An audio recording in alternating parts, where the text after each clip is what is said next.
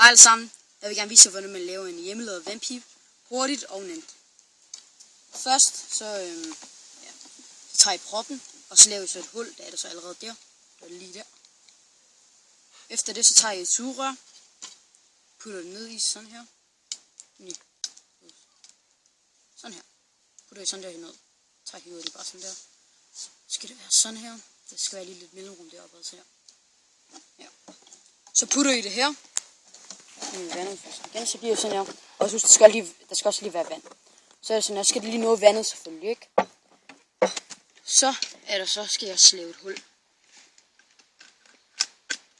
Her skal jeg lave et hul. Lige der. Så putter jeg så det andet sugerør ind. Og det skal altid være den tykke vej. Lige her. Som I kan se på den måde. Og så putter I den ind. Sådan der. Og så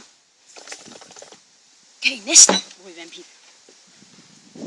Så har vi lavet det. Så skal jeg vise jer æblet, hvordan de skal det. Så skræller I det på den, eller skærer det på den her måde. Jeg er ikke den bedste til at skrælle æbler.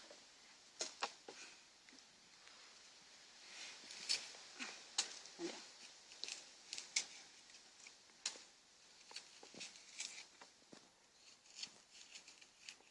Sådan der.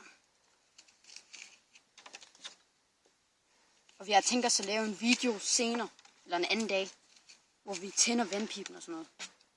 Med kul, og så når vi har tobakken. Det har vi også allerede nu. Vi har bare ikke lige kul. Så skal vi nok vise jer den, og vi skal bare lige se, hvor mange likes vi får på den her video. Vi skal nok lave mange andre hjemmelavede ting.